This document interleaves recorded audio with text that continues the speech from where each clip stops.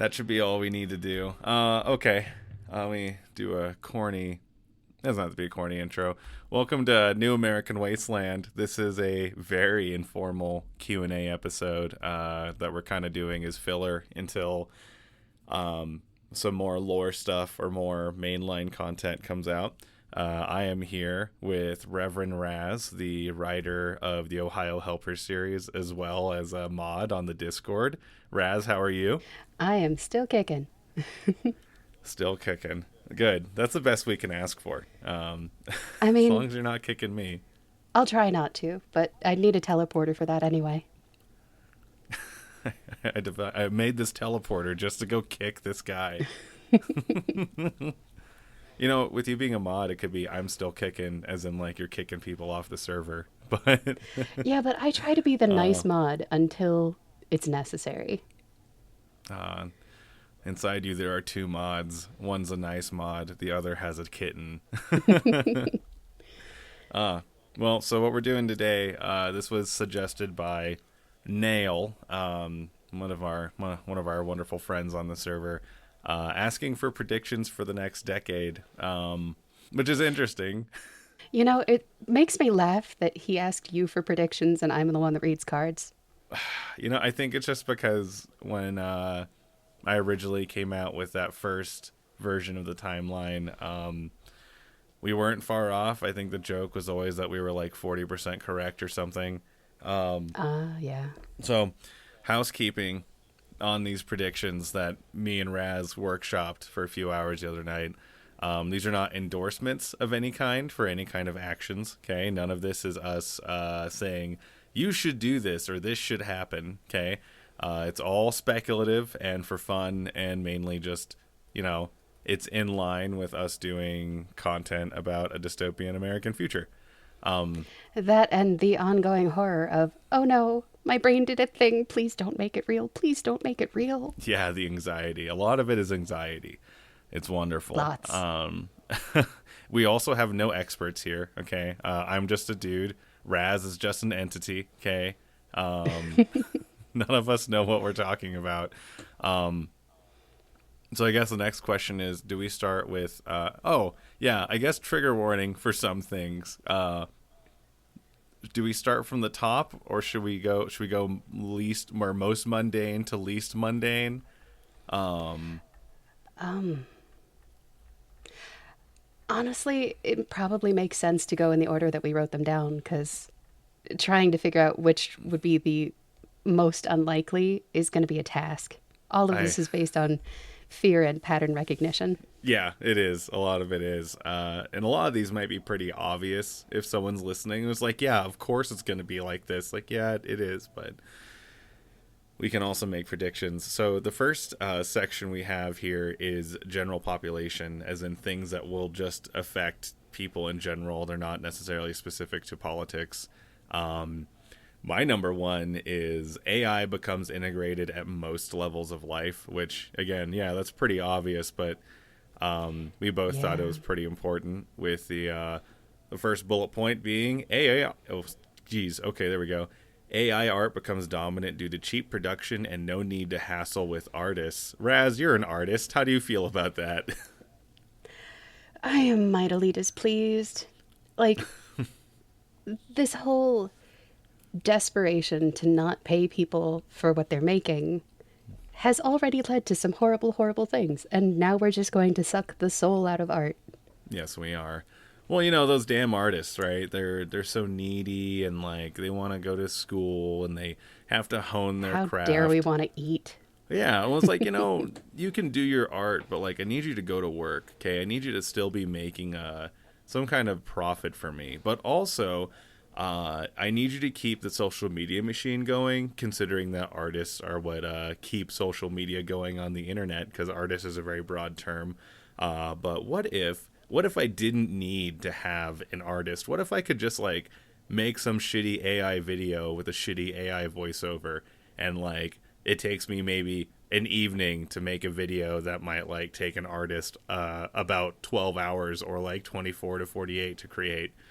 And that's really where that comes from, where with the level of art going down because more of it's going to be AI, people will care less about art, or their levels for art will, their standards for art will go down, right? Meaning that they're going to accept shittier things as good, which means that, like, to compete, artists are, they either have to bring down their quality of work, or they have to ask for less money, or they have to be okay with never making money. And our culture becomes, like, really shitty and stale, and that's not necessarily the most devastating thing, but it's not good. So Right. We don't need art. We don't need thought. We just need 5 minutes of something moving on the screen and some kind of noise before the next buy art product. yeah, I really need to hear Walter White recite my favorite lines from any movie, and, like, I need to have a little ha-ha before I go back to work. Um, Going on from, like, more consequential things with AI, I had AI set rates on necessities such as food and gas, resulting in totally unpredictable pricing. Cyber attacks often leaves areas stuck in price surges with very little protection in place to prevent raising prices, but several approvals needed to lower prices. Yeah. Once again, based on life, because Wendy's tried this. And Yeah. Kroger is in the process of getting busted for trying this, but who knows where that's going to go from now. It's a very real thing that is already happening, but if it becomes pretty widespread, where price surges are dictated by artificial intelligence or algorithmic intelligence or whatever you want to call it, I'm sure they would have barriers in place to make sure that, like, oh, we can ratchet it up, but, like, if we need to lower it down, that's going to require a human input, and probably not from someone on site in the area. So Just not because you only, have the keys to the building doesn't mean you have the keys to the algorithm. exactly right, and on top of already having food deserts, which are things that affect millions of Americans every day, where they just are not in areas that have access to good, healthy food, you may also have, like, price deserts, right? Where if you are in a backwater town or a low-income area in, like, an urban region or, like, in a city, you might be stuck where maybe the gas level or the gas price comes up or the food price comes up, and then, like, no one bothers to look into it and put it down, right? And then suddenly it's like, well, yeah, gas just never came down from $5 or $6 a gallon, and it wasn't because of the price of an oil barrel, like, or the price of a gallon actually being a certain cost. It was because some dude over at, like, I don't know, Tex Oil or something never just, like, said, oh no, you can lower those now, right? Right. Who needs malice when neglect will do? Exactly. And with the cyber warfare angle, what a good way to, like, really disable a region where, especially with now, I'm not trying to be one of those people who's like, credit cards are the devil, you got to go back to cash. But if we're in an era where everything's based off of, like, cards and tap pay and smart pay, there may not be ways for people to, like, just pay for things and get by if, say, your gas station in your one podunk town, or maybe all the gas stations in your section of a city, are like, oops, they're set at, like, $99.99, like, a gallon, and it won't come down, and every time we fix it, they get stuck up there anyway. Very, Right. very And horrible. we're sorry, it's going to charge your credit card that much, even if you think the price is actually blah de blah based on what the clerk said. Oh yeah.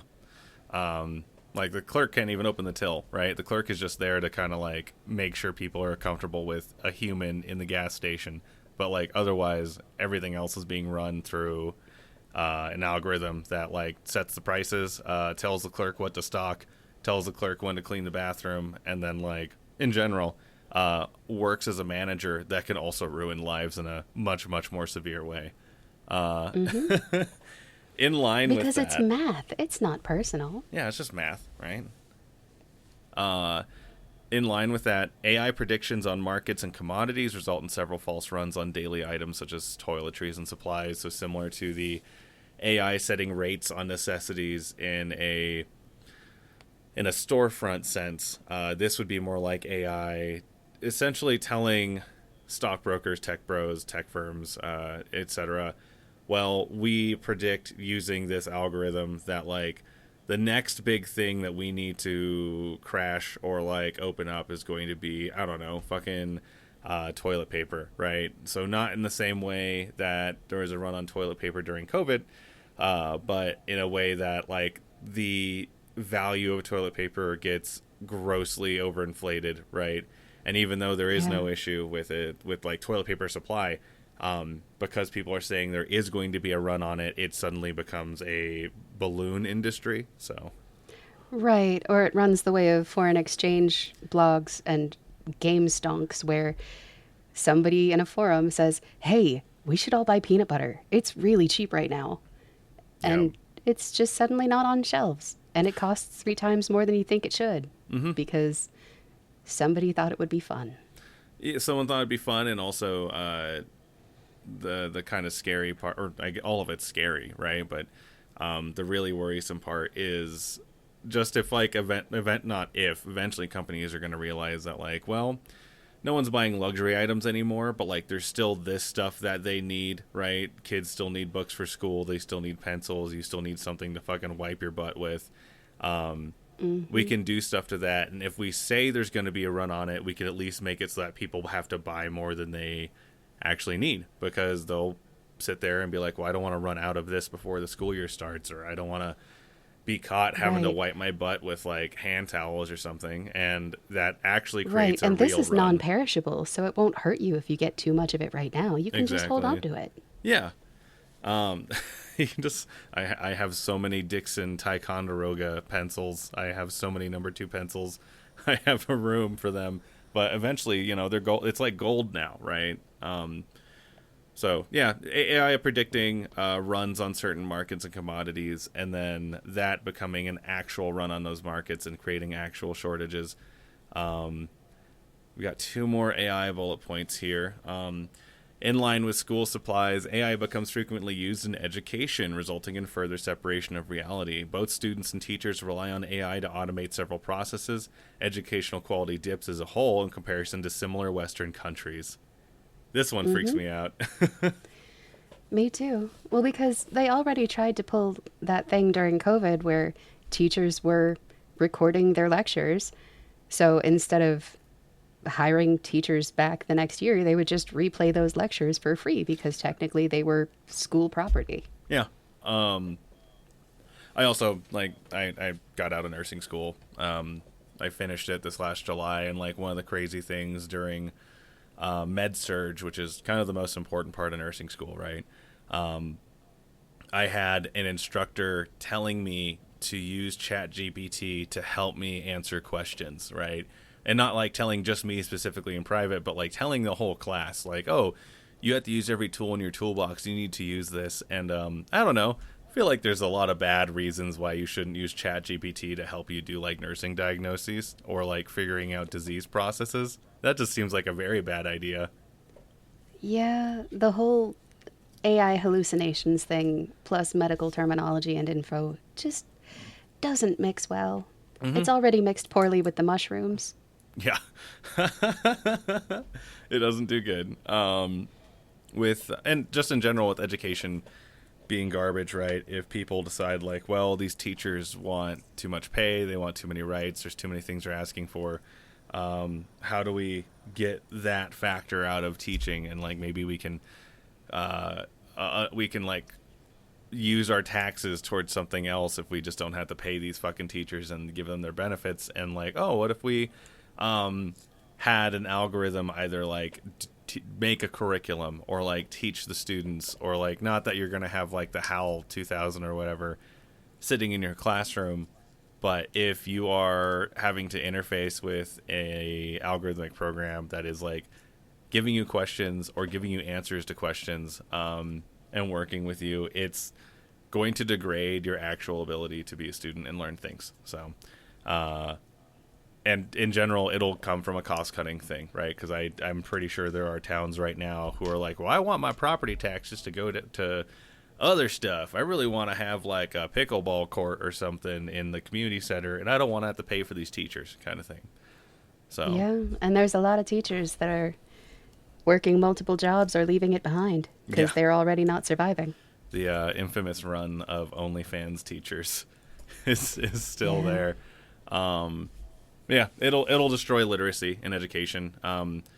And that'll go into our next bullet point. However, there is one more we have for AI, which is spoofing or deep fakes, resulting in chaos with the media as well as the criminal justice system. So, um, I know that I think it was OpenAI released maybe it was called Sora or something similar, where it creates extremely lifelike looking videos. Like if you look at them long enough, you'll know that they're AI. But I think as we've seen with our geriatric population, and even just people who are not necessarily looking at things to see if they're made by an AI, um, you can get bamboozled. You can get a little turned around if you're looking at one of these videos and you're not super sure if it's like real or not, right? So if they're deep Yeah. faking people's faces to try and get out of a prosecution, or if a prosecution like finds a video online that someone makes that seems to show someone doing something, it's really going to create shitty things in the court of public opinion, and it's going to create shitty things in actual court. Yeah. And Um, like, it's not that far off. I've already seen a whole lot of like full body AI, not a real person advertisements in stupid mobile games. yep, I've seen them on TV working at my job. So, Ooh. um, and in general, like if anyone was like, well, this couldn't happen, like it's not that good, like I don't know, you can go deep fake porn of any celebrity you want to, right? It's something people are already working on and trying, and like are putting AI video through its paces to try and do this kind of thing. So it's not good. It's very bad. No one likes it. Except the people trying to make it happen. You're right.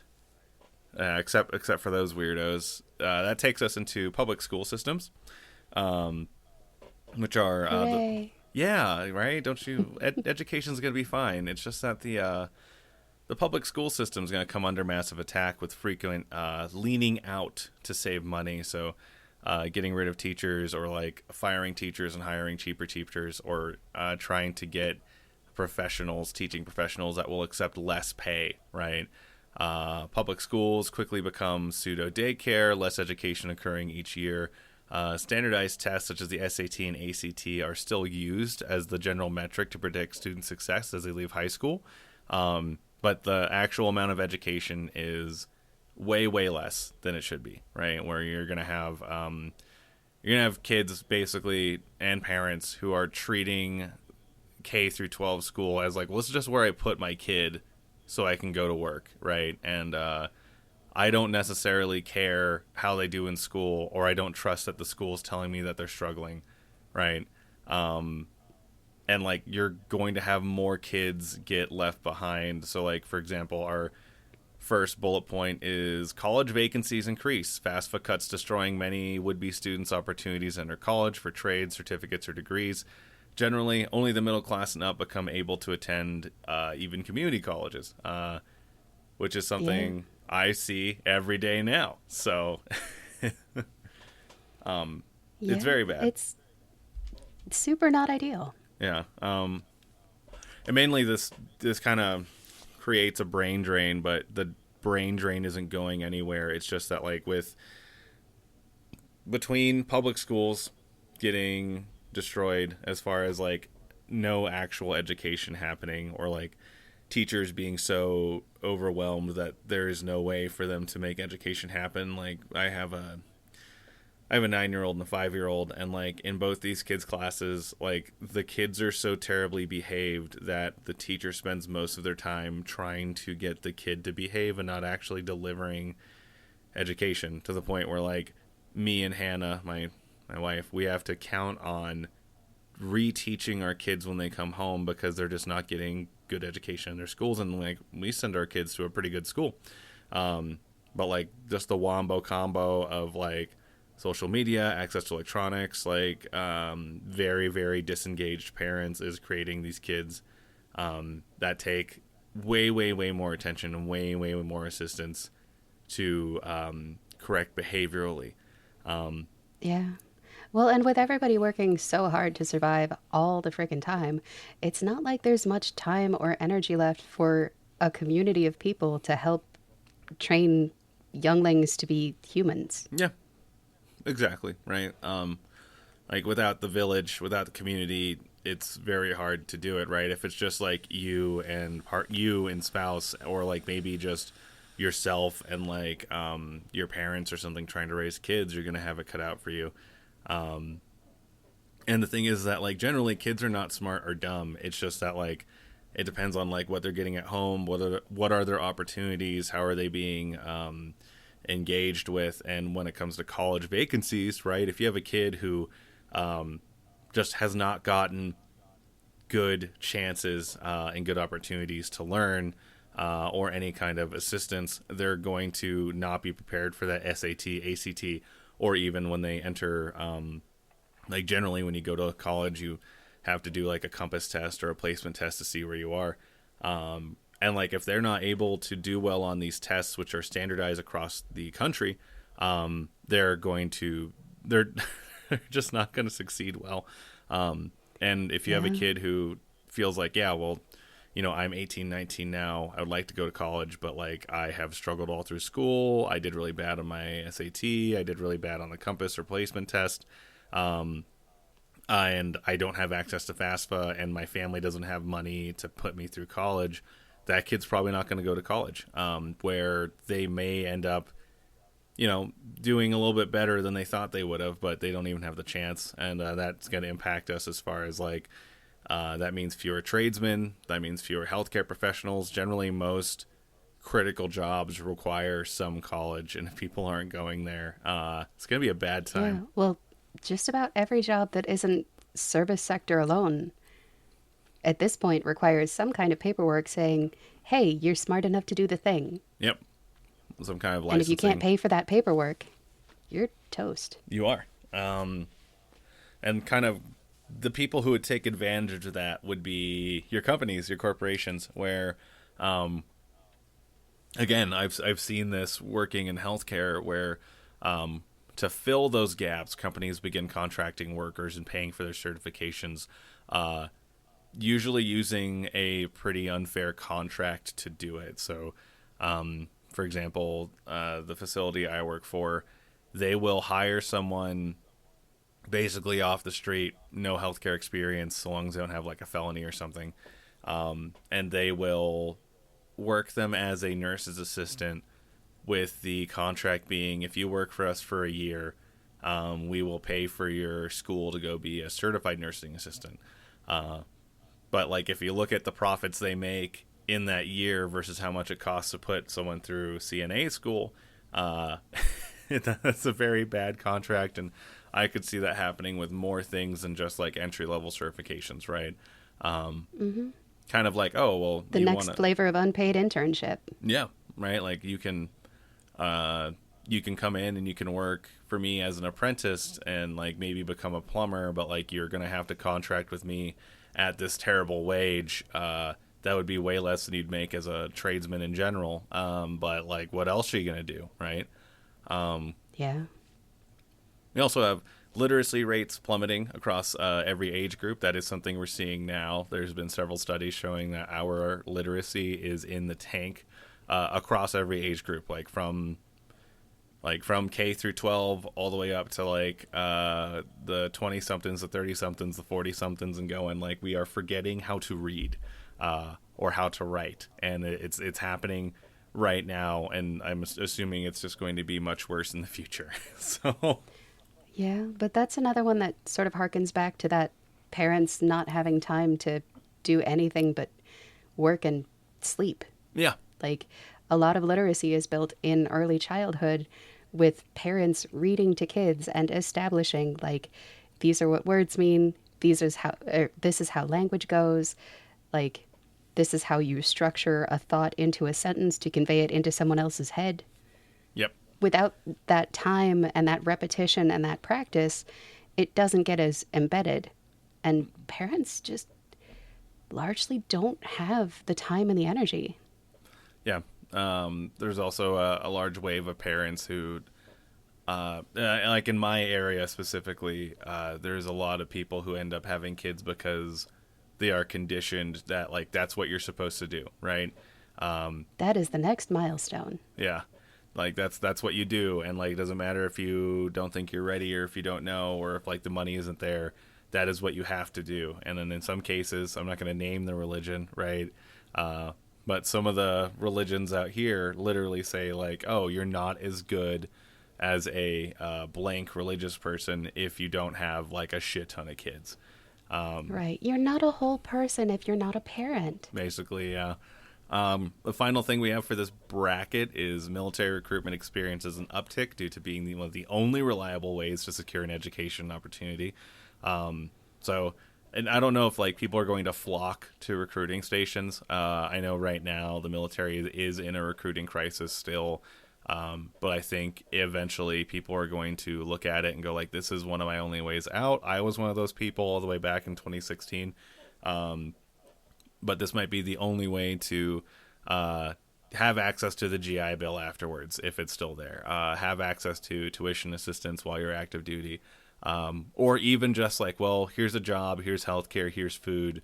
And I can stay with this and do this, and I guess it's better than working over at like the fucking cheese factory in my hometown where I'm gonna endure all this same what would you call it, struggle, but in a more demeaning way, versus just like, yeah, I guess I'll go be a Marine or a soldier or a sailor or an airman kind of thing. Right. And honestly, this is the hopeful perspective for this one. Yeah. Because if the cuts happen that have been rumored to be coming, it's not going to be the hand up. Nope. Yeah, no, if there is, and I am personally hoping that like there's like a massive, what would you call it, rubber band effect or lash out effect where like, oh yeah, if you come after a veteran and DoD benefits, like you will lose support very quick. So we'll see. In line with that, transitioning, our third bracket here is the U.S. job market takes massive damage. Deregulation and fewer union rights give corporations more opportunity to use predatory practices. Mm-hmm. Isn't that cool? I think that's pretty cool. Peachy keen. Yeah. And we kind of touched on this with the educational part, but one of our bullets here is an increase in workers with a decrease in education fill the unskilled labor market. So any job that you can go to work in with just a diploma or a GED is going to be, what do you call it? A golden goose, essentially, right? Where even that shitty cheese factory job, because it pays decent money, is going to be like a holy grail item that people are trying to get to, because otherwise your options are a lot of the other entry-level jobs, which are almost always service-related, have no like upward track, no way to actually do better. And at the start, that or gig work, and yeah, that's less helpful even. Oh yeah, and like with just the competition to apply and get in, it will create like this vacuum and like this labor surplus where companies are going to be able to say like, oh well, like we can just we can fire whoever we want at will, and we can rehire very quickly because there's like at any given time, Mr. Cheese Factory worker, there's like 20 dudes who want to fill your spot, right? You can be replaced. Mm-hmm. Then we have a gradual but unstopped rate of inflation creates desperation amongst the working poor. So kind of tying into that, if because it's not going to be like suddenly it's Weimar Republic Germany, right? It's not going to suddenly be wheelbarrows full of like bitcoins or whatever. It's gonna be this like just slow uptick of everything keeps getting a little more expensive and a little more expensive, and like maybe it plateaus for a little bit and people are like, oh man, I'm getting ahead for a little bit, and then it keeps going up again and again. Like it's a very slow ratchet. Like today, right, I barely ever get McDonald's. I just had a surgical procedure and the first thing I wanted was McDonald's, and like I get out and I'm like, I want McChickens, and I'm like, why is a McChicken $3? Because I don't ever go to McDonald's, like, and the prices are whack. It's a lot. I used to go to Taco Bell just strictly for the cheap stuff, and now looking at the prices, they've like doubled and tripled, and it's freaking Taco Bell. What? How? Why? What did you do to my stoner food? Oh God. Okay, here we go. This is a fun one. We're getting up there. This is a little bit current eventsy. Goddamn. Okay, you ready, Raz? You ready for this? Oh no. Individ- Yeah. Individual workers attempt sabotage or assassinations to some success, resulting in increased presence of private military contractors and strikebreakers. Some unions attempt to resist but can't match the capabilities corporations are able to bring to bear. So obviously, we just had the United Healthcare CEO get assassinated allegedly by Luigi Mangione, and I think that's going to start a trend where people will try to copycat it, and Well, you whatever. know, we are just past the century anniversary of Blair Mountain, so it's just right in time for that return of the fucking Pinkertons and the red neckerchiefs. Yeah, every every 100 years we got to give it a try, because the Battle of Blair Mountain worked out so good. But whatever you feel about this event that happened, right? There's, especially considering just the memes and the culture surrounding it, obviously, it started a lot of good discourse about how much people hate the American healthcare system. There's also been some reports of healthcare firms getting death threats now, or like alleged death threats. And it's going to be a very fun process where, saying this as gingerly as possible, where if we culturally say, well, that was a good thing, more people should do that, right? More people are going to attempt to do it. And ultimately, the more you attempt to assassinate CEOs, executives, etc., the more they're going to say, well, I have all this money, right? I have all this pull in the government. I'm going to hire a small personal army, right? I'm Yeah. going to create a fortress community, or do something where they will limit people's ability to access them. And maybe And that's, they will find employees because things are not super great on the outside. oh yeah, right. Like they could very easily do a thing where they lobby and grease some palms, and suddenly it's like, yeah, no, we're allowed to have PMCs or mercenaries as bodyguards, and their capabilities and their rules of engagement are very liberal to protect us, right? And the reason why I say like some unions attempt to resist but can't match capabilities is that short of unions, I don't know, I guess a union forming its own professional military, or like a core of saboteurs, I personally don't think that like our union culture and our activist culture as it stands now is going to be able to match, some guy, or maybe a group of guys who are like, yep, I was a veteran of the global war on terror, and like I have a lot of experience being shot at, shooting at people, and like I couldn't get a good job afterwards, but like now, I don't know, I'm going to join the Amazon security service, and now I just do rotations either guarding Amazon warehouses or critical infrastructure, or guarding like Amazon executives. And I don't think there's any optics where it looks good when let's just say a squad of activists decide, well, we're going to try and do a hit on this executive, right? This is maybe Yeah. something that needs more time in a separate kind of Q&A, but it's not going to be good, especially if the people that follow Luigi Mangione are not as precise and well planned. So, Yeah.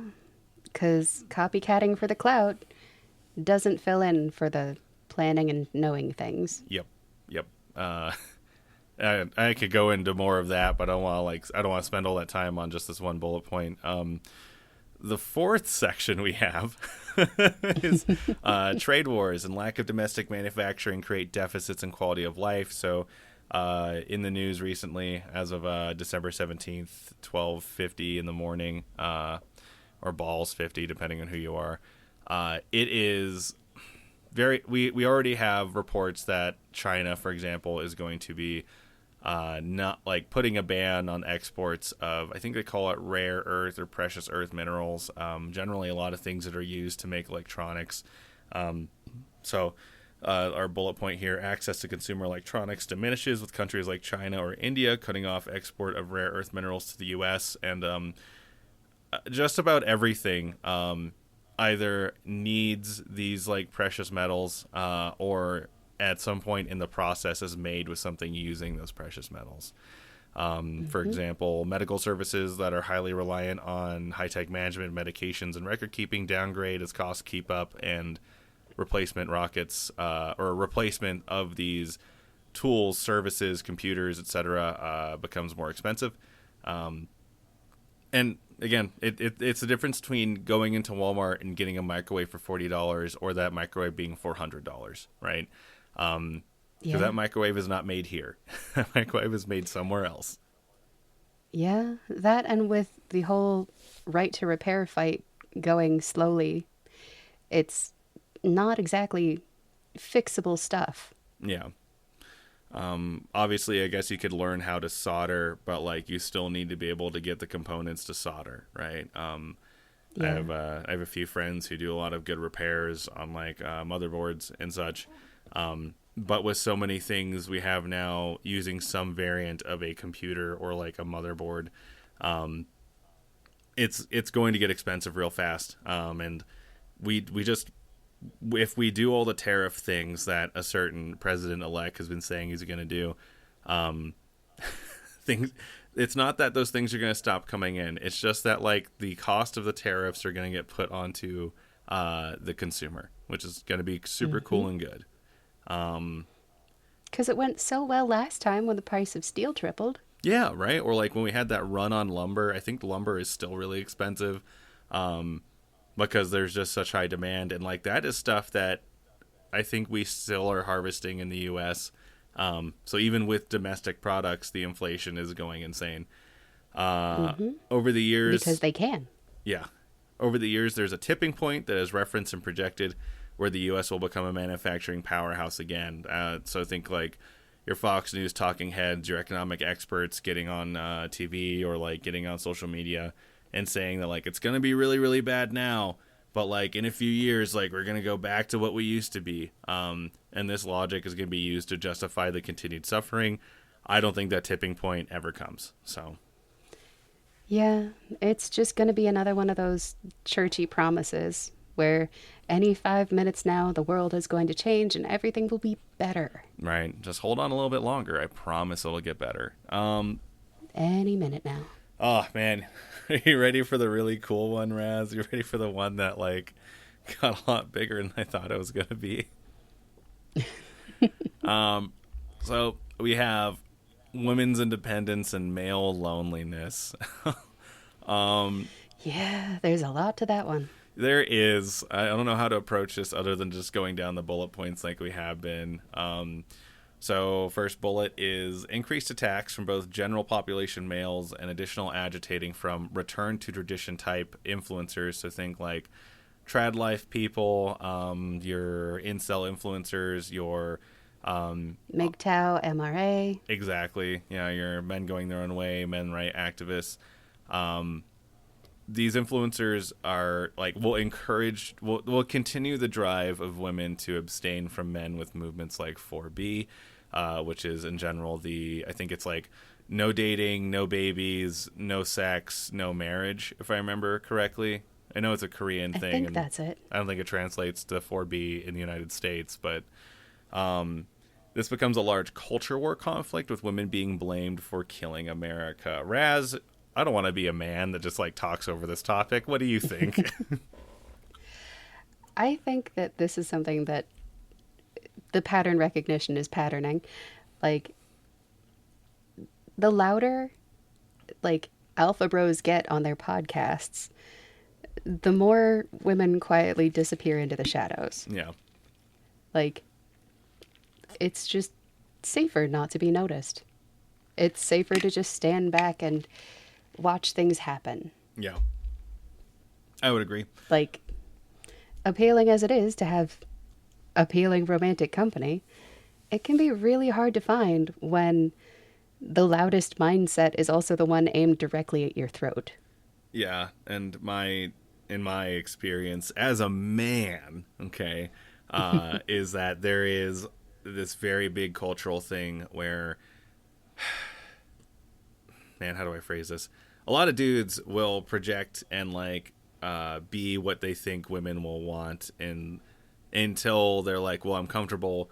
We are now financially dependent on each other. Maybe we cohabitate. Maybe like she's in too deep to like just bail out. Maybe we have kids. Maybe we're married. And it's like, now I'm going to be this person who I actually am, right? Now I'm going to be this Right. this dude who... Now that my partner is tied down and stuck and trapped, now I can let loose with all the shitty bits. Yep. Speaking of being stuck and trapped, okay, to attempt to curb women from abstaining from dating, sex, marriage, pregnancy, continued assaults on their rights are proposed and in some cases enacted, creating a feedback loop. Bodily autonomy as well as financial security of women comes under attack.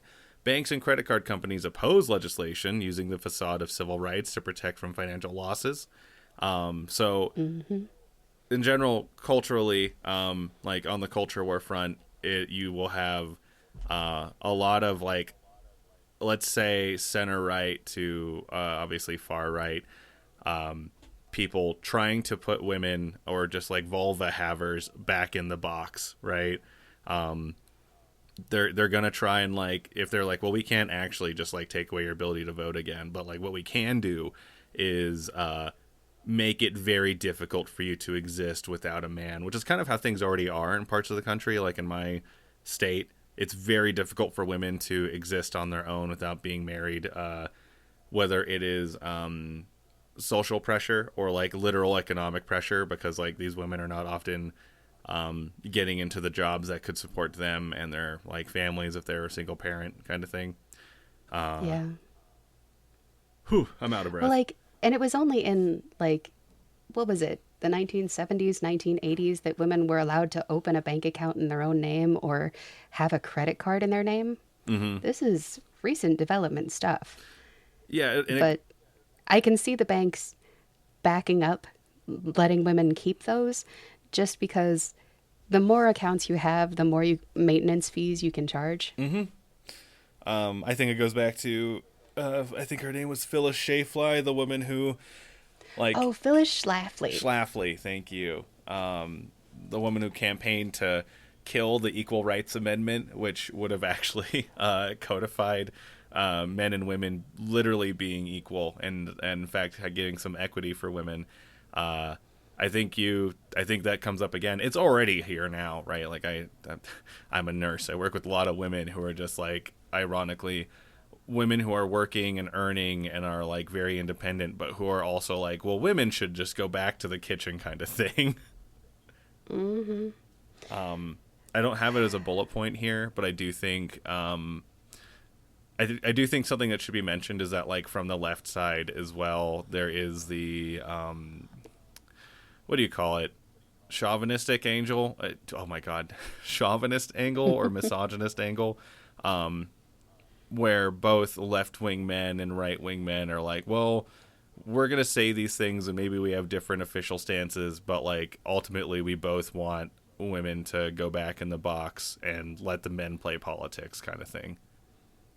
Yeah, because it's one of those structural inequalities that has been really beneficial for a subset of the populace. Super cool and good. Everybody loves it. No one has any problems with it.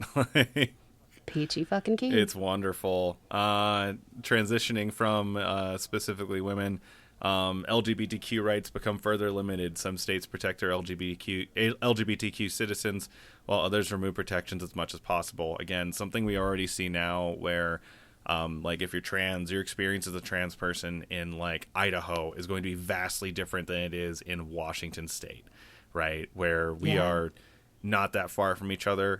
In some cases, it's like you can be just over the border by a few miles, but like your access to healthcare, your right to exist, is incredibly different. It's just way different across the board. And like this goes along with something that was in one of my early predictions all the way back in 2021, where I was thinking that the thing they would come after would be gay marriage.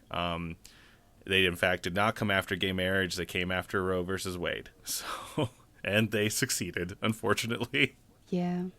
But, I mean, it's all on the checklist. Yeah, it is. I don't know if I put this here, so I guess I'll just have to fucking add it in. But I was there's going to be mass migrations. Generally, where and me and my wife, we're both queer, right? We're both bi as hell, but like we sit here and go like, well, we live in Idaho and like it's financially viable for us to live here versus if we were to live in Washington state, we would not be able to get by, right? The quality of life for us and our kids would be extremely diminished, and it's a question we ask ourselves every day because you know, there's two little girls that live in our house and eventually they're going to be two little women, and we are in a state that does not have abortion protections, and like we don't want to raise them in that, but also we know that like we could also bankrupt ourselves trying to go to a better protected state like Washington. And so what you might see is like some families may try to migrate where their kids or maybe the parents are better protected, but in general it's this thing that's always happened. I'm sure over on your side of the country there is a similar situation where your little queers, your baby queers are like, well, I need to get out of here. I got to go to Portland. I got to go to Seattle. I got to get out of my little red state town, and I need to go over to some place that is going to protect me better. And back in the day, that used to be because it was like, well, the cool kids are going to Portland. Now it's like, well, I need to survive, so I have to leave. Right. Around here, it's not so much that they're trying to get out of the state, because we are a fairly low cost of living state. It's just that they're trying to get to the cities. Like the population centers are safer. There's more people there that they can band together with. Because that's the best we can hope for sometimes. Yep. And like, I think as everyone knows who's listening to this, it is, excuse me, very expensive to move to cities. Very, very expensive. Oh, yeah. Super cool and good. Everyone loves it. Along with that, man, this is dark as shit. Trans people especially are targeted. The whole thing has been. Huh? I said the whole thing has been. Yeah, it has. It's just getting worse. Trans people especially are targeted with upfront violence being brought to bear on male to female trans folks. This is like really anecdotal, and I'm not trying to like get rid of any actual things that happen to trans men or non-binary femmes, etc. But in general, what I have seen is that like the most violent rhetoric comes out at trans women, right? And then with the most violence comes out against them. With trans masks, it tends to be infantilization and refusal to give up a potential breeder. Yeah, that was the thing I had in here. Targeted suppression and harassment being focused on female to male transitions. In general, a mentality of, quote, saving, unquote, potential mothers and wives from being lost to the LGBTQ becomes a focus point of the incel right. So, yeah, there is very much a strange dialogue that I have seen personally and, like, have had to kind of navigate through because of where the fuck I live, where people are like, yeah, you know, those trans women, right, they're all perverts and just like confused males and they should just be gay or whatever. But when it comes to trans men, it is like, well, look at how pretty that girl was, and like now they're not a girl, or now they're ruining themselves, kind of thing. Right. She was so hot. How dare she? Yeah, literally that. I didn't know how to phrase it where it wasn't just like, oh, I'm just parroting the shitty things I hear. Yeah, but if we parrot it in my voice, it's a little bit less. I think so. I have the voice where things come off bad. Then the above does not diminish male loneliness epidemics, but further worsens it. Incel-based terror attacks such as bombings or mass shootings become more frequent over time. A little weird to say that because, like, obviously they never stopped, right? The mass shootings and stuff never really never came down, but I'm just thinking it happens more. Maybe they're more targeted. I predict a lot more violence being visited on women by men, and that's not good. Yeah, that scrabbling for that last little bit of attention and control. Yep. Now that we're out of that dark, gross hole, we have right wing and left wing specifics here. So, which one do you want to start with, Raz? You want to start with left wing or right wing?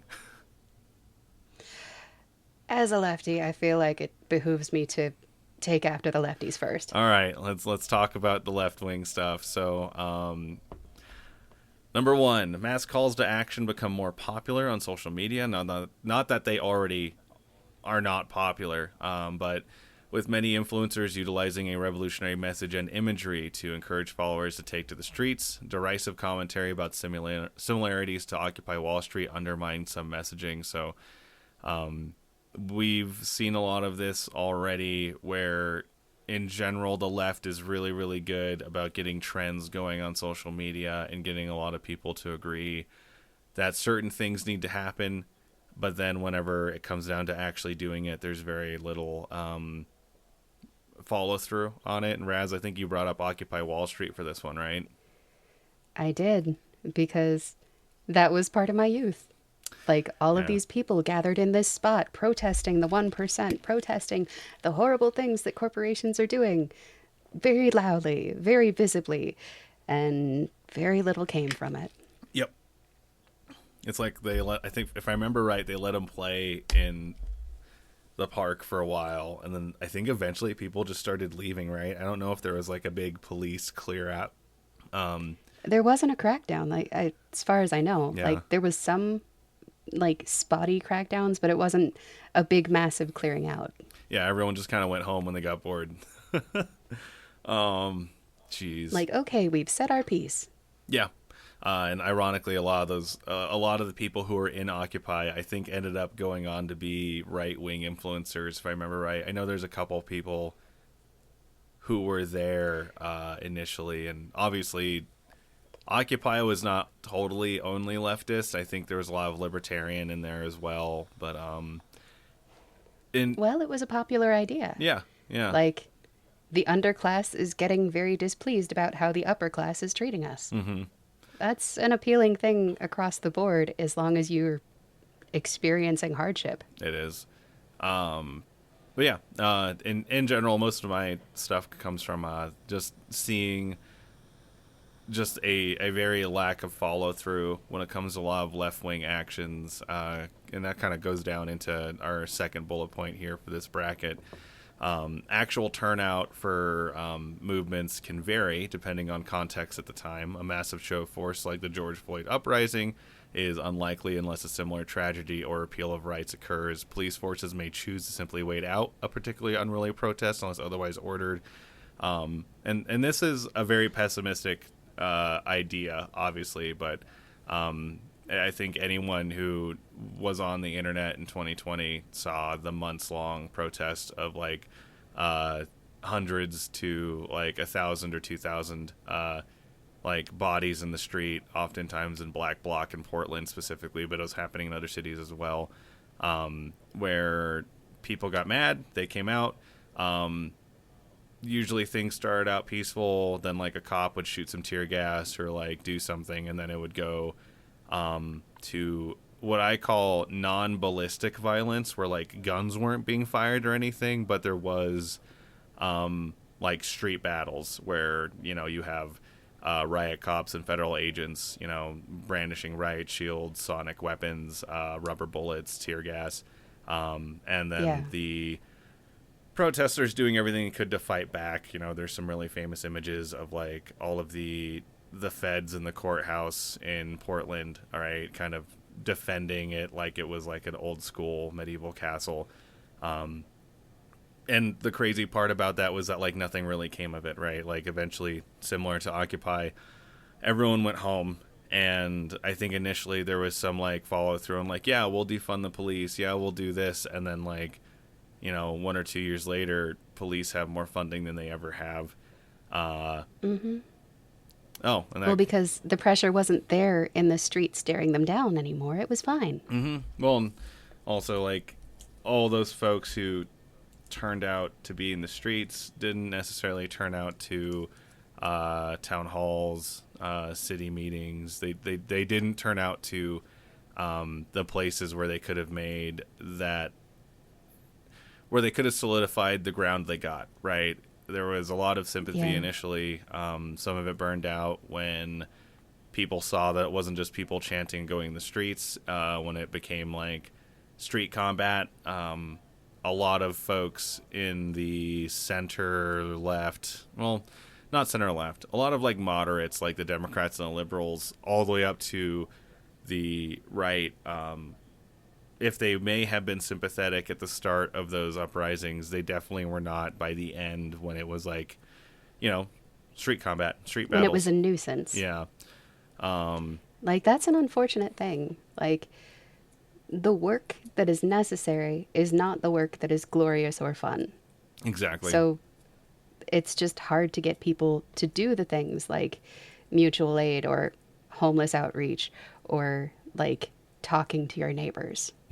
It's also Because that's the stuff that actually gets stuff done. That's the stuff that lasts. yeah, and then I think it's also a funding issue, right? I think in the actions that have followed that, where I think there was the pipeline that was going through an indigenous people's land that some people protested, but ultimately that shit got built anyway. There were the forest defenders, where everything kind of fizzled out after an activist was shot in the forest of Atlanta during Stop Cop City. And I think the big one was that after Roe v. Wade got flipped over, right after it got after women's bodily autonomy got taken away, there was not the same level of people in the streets, right? Yeah. There was mumbling and muttering and talk, but not so much footsteps. Yep. Which you would be surprised, right? Like, because it seems like everyone came out for this one thing, and then when there is a clear attack on people's rights and their ability to govern their own bodies, one that is so distinctly anti-women, right? There just was not that show. People did not come out. There was not black bloc in the streets. There were not people protesting at the courthouse, or at least not in a way that was impactful. Which for me kind of shows that I'm like, oh, okay. It's like, unless it's like, it goes back to the misogyny on the left-hand side, right? Where Yeah. it was almost like the masculine people in the left were just like, well, we told you so. We don't care. Bye. Like, Well, that and the sense of nihilism. yes. That's the one that wrecks me, is that, well, we told you this was coming. We told you this was coming. What do you expect? And then not offering any solutions. Yeah. It was great. It was a great time to have hope in left-wing activism. Bullet point 3, should battles between riot cops and protesters take place, several cities, I use examples of PDX and CTEC, may be hotspots, but poor leadership and organizing may result in PR scandals among the protests. That's something we've already seen. Mass unchecked protests do not occur, civil rights are under attack, and the sitting right-wing administration becomes unpopular. If mass unchecked protests do not occur, civil rights are under attack, and the sitting right-wing administration becomes unpopular. The DNC may be able to rally its base, and some leftists mobilize at the polls for midterm elections. This kind of is a hopeful thing, where if there's not some really shitty PR, right? If you don't have, John Doe comrade waving his fucking USSR banner or his hammer and sickle banner in the streets and, shooting at cops or screaming revolution and like throwing things through buildings, you may be able to get the American voting left and the Democratic National Convention to kind of work together and rally and work to get legislators out during midterms. There's a lot of ifs there and like requirements, but I think if there is some really bad PR, it's gonna kind of flush that away. Following that, if violent protests occur, the DNC may simply abandon and distance itself from the protesters, especially if protests roll over into gunfights with police, which, going back to the Luigi Mangione thing, if we are... Man, this sucks. If we are now, as a culture, saying it's okay to shoot people who we all kind of agree should be shot, right? Well, where does that end? And if that means that the next protest is going to involve... let's say left-wing protesters bringing guns and like shooting starts, I think you can say goodbye to any kind of good left wing uprising. I don't think if you start, I don't think Americans are going to be happy if it's like, yep, all these people in Black Bloc showed up, and then there was a protest, and then like a bunch of people died because there was a gunfight. I think that will distance America from its left wing Americans. Well, because so much of politics is PR and the look of civility, whether or not it's actual harm being done to masses of people. Yeah. As long as it looks nice, as long as it can be spun well, that's important. But as soon as you start shooting people, well, that's rude. Yeah. Your bullets are so rude as they enter my spine. Not very chill of you. Let me see here. So finally, we can end on right wing specific things. One moment. Excuse me. So right wing specific things. Overall, right wing reactionary violence drops, with bad actors and groups still harassing marginalized people and committing some violence. But a repeat of January 6th does not happen due to the election going in their favor. So that's very simple. They got what they wanted during this presidential election. I think, as many people have seen now, if they've been paying attention, is like now there's calls for civility from the right, and most of that is in reference to like, don't hold your grandchildren from us. Like, don't go no contact with your families. You don't want to do that over politics, do you? Like, now they're trying to take the high road and Right. Don't cut us off because of politics. We only threw you out because you were gay. basically, yeah. And like, that's something that me and my wife discuss, right? Or like, do we really want to go around our families where we have to like role play being Republicans basically just to get to have our families for Thanksgiving or Christmas kind of deal? But in general, right, they got what they wanted in the election. They are taking the high road even now. If they continue Well, that and they had their big bad boogeyman sort of stolen out from under them. So they're sort of scrambling for the next thing to be afraid of. Oh, they'll find it. I'm sure they'll find it. Right. Midterms post-2024 election may swing in favor of the DNC, creating a gridlock in the legislative branch that will be blamed for the above suffering. Example given, if the Dems would just let Trump work, et cetera, et cetera, et cetera, right? Like, just going like, yeah, we could have gotten something done, but like all these Democrats in the House and in the Senate keep blocking everything. 3, if Trump administration relaxes hardline stances and walks back many promises, the cult-like following may diminish. Some right-wing extremist groups may temper down due to the perception of winning. This is actually a lore thing that we have where there is a split. I know Newbies has talked about it a lot in the right wing, where there are essentially Christian nationalists or just like hardcore fascists or even in some cases hardcore libertarians who will split off from the GOP because when the GOP starts going back to being an establishment party, they will feel left out and betrayed, right? And if they're able to do populism the same way Trump did, they may like steamroll and get rid of the GOP, and suddenly we have a very, very, very far right party, and then we have the just right of center Democrat party. Right.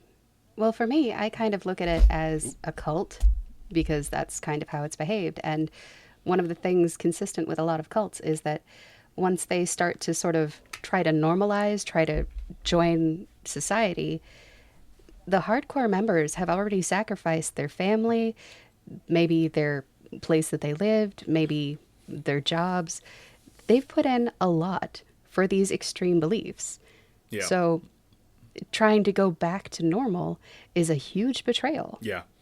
Or it's like, I don't like all that for nothing, really. Like, I don't get to see my kids, or I got divorced, etc. It's a pretty big deal, and like, I don't necessarily think they'll lash out their party. I think they'll just probably try to make their own. That could really go in favor of like the left wing, where if they're able to say like, oh look, now their vote's split. If we can like combine our vote, we might be able to do it, right? We'll see. I do mention in bullet point 4 under right wing, an increase in no contact relations amongst families may be the culture war focus of the right. It kind of already is, with many right Yeah. wing family members losing members to politics, which you just discussed. So Mm-hmm. then finally, 5, disillusionment amongst the right wing begins to creep in, with almost no poor to working class supporters experiencing any material improvement, and many having their material conditions worsen over time. This is something we're already seeing with how companies are reacting to the, announcement of tariffs, right? Where there have been many layoffs happening already without the tariffs in place, where these corporations are saying, well, we gotta like make room, have to pay for things tariff wise, so we're gonna lay off some folks, or we're gonna like lean out. Yeah. Definitely no Christmas bonuses because we have to pay for these things with your money. Yes, we do. Oh, Jesus. Well, that's great. That's about all I had for predictions. I hope none of these things come true, or I hope most of them I don't come desperately true. hope. I desperately hope. Um, I really, I really have come to hate being right. I really hope that this time I get to bask in being wrong. Me too. Also, I forgot something. There was a secret third page or a fourth page Oh that had dear. one more bullet point. It was under left wing, but it's unions may have a renaissance under the increased pressure of corporate deregulation. Socialist, anarchist, communist groups may emerge, but are not likely to have a large political presence. But they may be a strong unifying force in their local groups and areas if managed correctly. So, with what we said, Well, at right? least we saved hope for last. Yeah, yeah. You may have unions come back. I know people have been trying to make unions happen. We're in a very bad timeline for unions to be a thing, but they may still form if we get lucky, especially if it gets approached as a bipartisan thing and not a exclusively left wing thing. In general, my experience is that like certain right wingers, especially in the trades, do really, really enjoy unions and they want to keep it that way. Um, like they see the union as a way to protect the worker or the working Joe like themselves. They don't necessarily see it as a political arm. I grew up in a union family, right? I wish I was in a union now. But overall, they may be able to work something out under all the pressure. So that is a hopeful message to end on. Yeah. Okay, so there's the one that I kind of hope is accurate. Yeah. Everything else can go out the window. Yeah, just about everything else. Nothing else is good here. Dear God, do I hope everything here is like very wrong. Raz, you are such a good help. Thank you for helping me write this and also being on this very impromptu phone call for this. I would say plug your pluggables, but like we're both on the server. Oh man. Well, I am the Ohio Helper, and I intend to have some more episodes out soon. Yes. Oh, I've gotten to see some of them, so they're on the way. This was a fun thing. I'm probably gonna do another one of these, or another few of these, just because people wanted Q&A. We'll see how this one goes. It ran for an hour and 10 minutes, but anyway, I gotta do some housekeeping with this. So goodbye, everybody. Good luck. Goodbye, good luck, and good night.